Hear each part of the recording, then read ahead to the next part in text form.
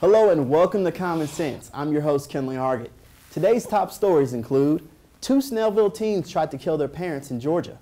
Freddie Gray's family received $6.4 million for their son's death. Immigrants are fleeing conflict zones from around the world and hoping to find a new home in Europe. DragonCon came to Atlanta this past weekend, opening weekend for college football, and later on in the show, we will talk to the past president of the Young Republicans of Atlanta, and he will tell us an insight on the GOP presidential candidates. 2 Snellville, Georgia brothers are under arrest after allegedly trying to kill their parents. Gwinnett County Police have charged 22-year-old Cameron and 17-year-old Christopher Irvin with aggravated assault and arson. Their mother told police as she was calling 911 the 2 brothers were trying to kill them.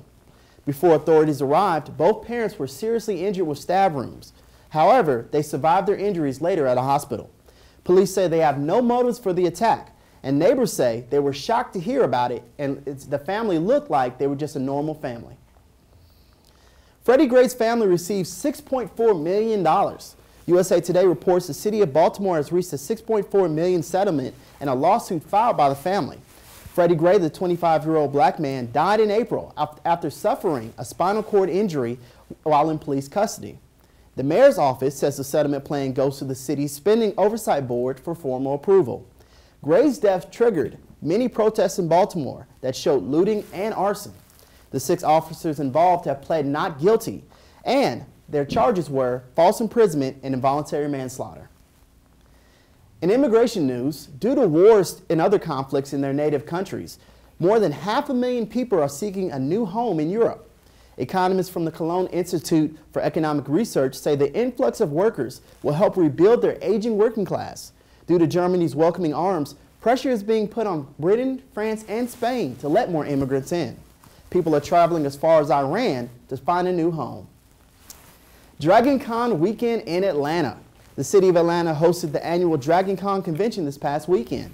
Sci-fi and fantasy fans from around the country held costume contests, a parade through downtown Atlanta, and educational seminars about science and costume making. Nearly 65,000 people came out to the event.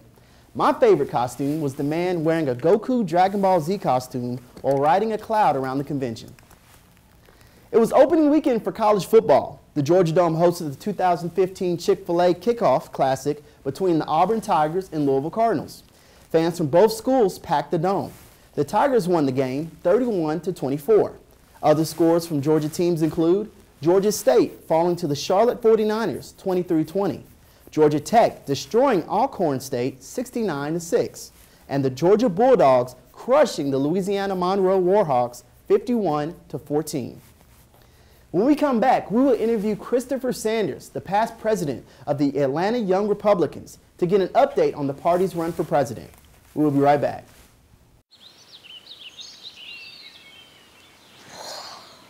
Oh, look, a redhead. Staring contest.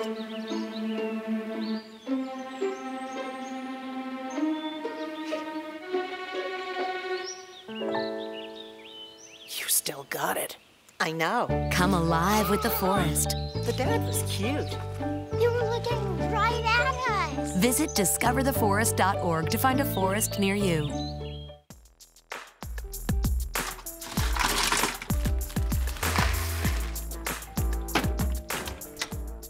Thank you.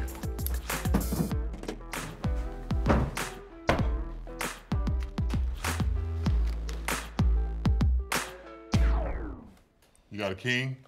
Go fish! The smallest moments can have the biggest impact on a child's life. Take time to be a dad today. To Maddie, congrats on paying off all those student loans. Finally, right? How'd you manage that anyway? I started tracking my spending, changed a couple of habits. Wow, I'm kind of living paycheck to paycheck right now. I don't even know how I'm doing it. Well, have you tried saving a little? I want to, but where's that money gonna come from? Bill collectors, they're the worst. Am I right? When it comes to financial stability, don't get left behind. Not home. Get tools and tips for saving at feedthepig.org.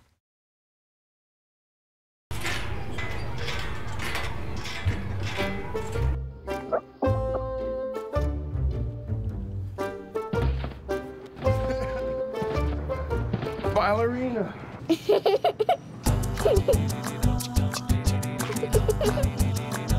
Sometimes all it takes to be a dad is remembering how to be a kid again.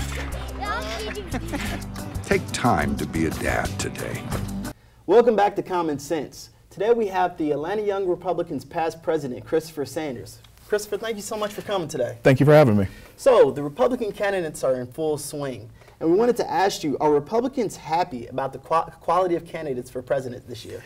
We are. I mean, that's the thing about our party, is that we're glad that we have a lot of candidates that show different perspectives of what it means to be a conservative, what it means to be a Republican, and they're able to, with the lack of a better term, duke it out in the debates to show the American people why they should be voted for and not voted for somebody else to get through this tough primary. If you just look at the state of Georgia during our Senate race, we saw a lot of candidates running for Senate, and it was a good thing. It got our candidates strengthened, got the message concise, and so whoever got out of the general election into a runoff and into the general, was better for it. So I think the same thing is going to happen on the national level with the president. We're going to hear a lot of great things. Different people are going to bring out different perspectives, different issues that might be passionate to them, that may not be passionate to another candidate, to be able to differentiate themselves a little bit, and we'll see what happens when the election day comes. So Donald Trump is leading right now, front runner. Yes. Is he who you can envision being president for the Republican Party? Mr. Trump is an interesting individual. He's bringing out a lot of things that people might think but never say. He's bringing out a different perspective. So we'll have to see. He's the front runner right now, but of course this is a race, not a sprint. So we'll see what happens in the next couple of months after the few primary elections that fall through, and especially the big SEC primary that's going to be happening in the wonderful southern states. We'll see what happens. Also, with campaigns, money is an issue, so we'll see what type of money that he's willing to put in of his own, how much he's going to be fundraising. I think that's what's kind of separating him from a lot of the other candidates right now. They're not quite putting the pressure on, besides outside the debates, that they're quietly making their donor calls, getting their fundraising war chest up so that they can start making a full sprint to when the time is right. So I think he's bringing up a lot of things that some people are thinking about or not necessarily want to say. He is the front runner right now, so we'll have to see what happens in the next couple of debates. So really, the main question is, what can Republicans do for our country that Democrats have not been doing since they've been in power as president, and also when they were in Congress? What can Republicans offer the American people?